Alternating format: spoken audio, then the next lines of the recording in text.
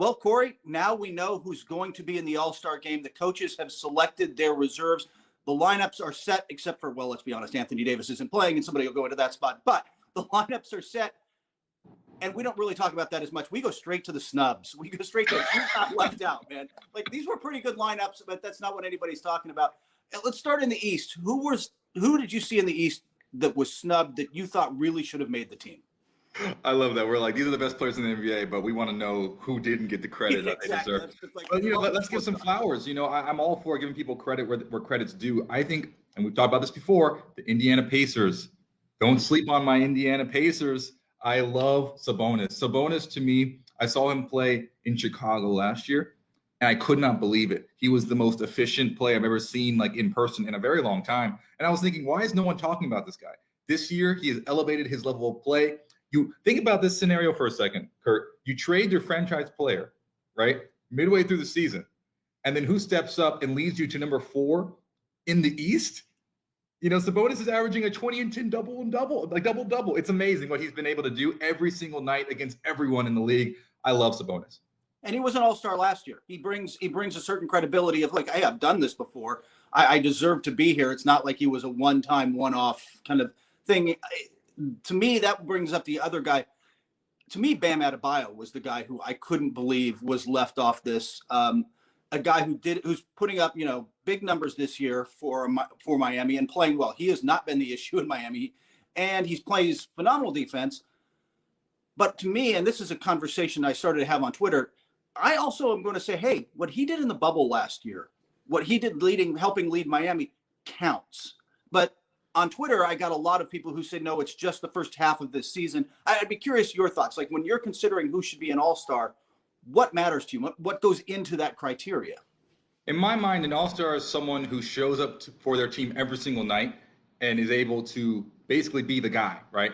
Who, when the bat signal's up in the air, who comes every single night and answers that call in this season, right? So I do think that this season it takes priority. However, I think you can give guys benefit of the doubt for people who have shown consistency over long periods of time in their career. So you mentioned Bam Adebayo and what he did in the finals, in the playoffs last year. I think that counts, right? And being able to say, look, we're giving this guy benefit of the doubt. I know he's maybe not averaging 28 points a season, but historically we've seen this, so that's kind of the way I look at it. But I don't think that should weigh in as much as this season.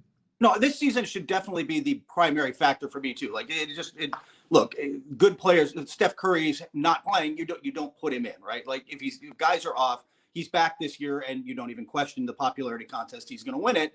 That's fine.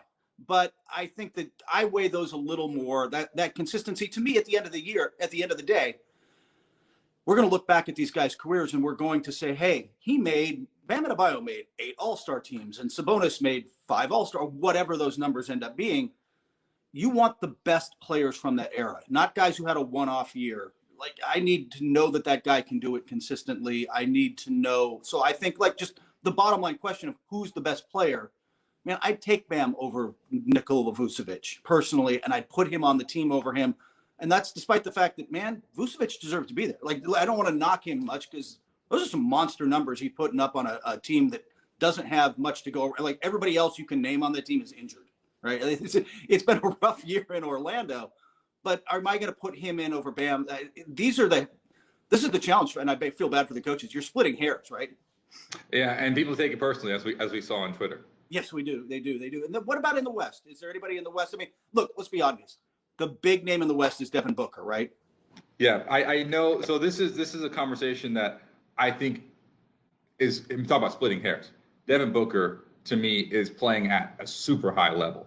But to me personally, when I look at that Phoenix Suns team, it's funny, Kurt, I was looking at the stats. Devin Booker's numbers, I'm like, all-star.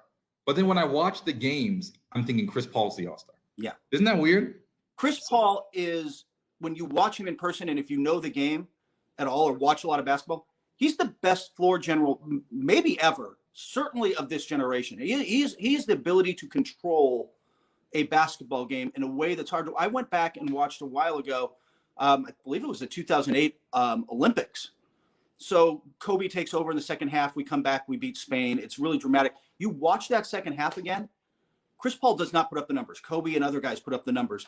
Chris Paul completely controls the game. And like Pau Gasol talked about it afterward, he owned that second half and set everything up. He's amazing on that end. And coaches, by the way, who vote for the reserves both recognize that and reward him for it.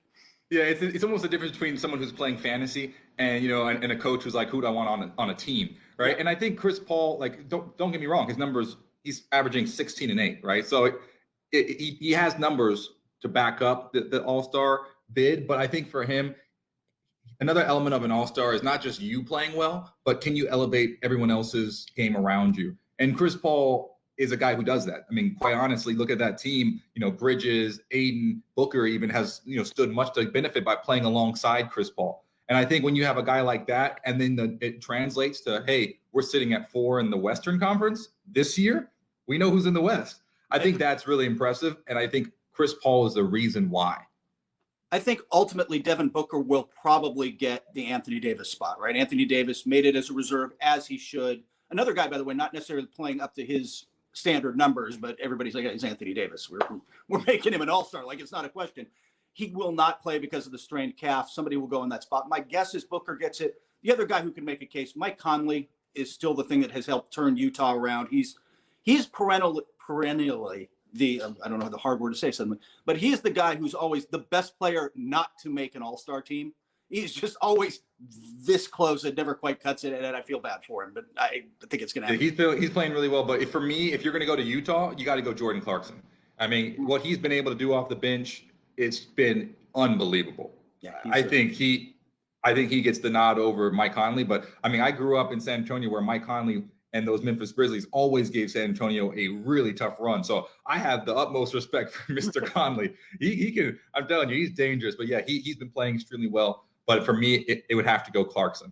Clarkson is your clear front runner early, by the way, for sixth man of the year, which we're not going to get into today. But by the way, another one is Christian Wood. I know he hasn't played in 2.5 weeks, but if he had played because of, without the injury, he for sure, in my mind, it was like, I know Rudy Gobert and Donovan Mitchell, they're doing something that we haven't seen in 20 years in Utah. And like the guys that they're replicating are, I don't know, 2 Hall of Famers named Stockton and Malone. I don't know if you heard of them.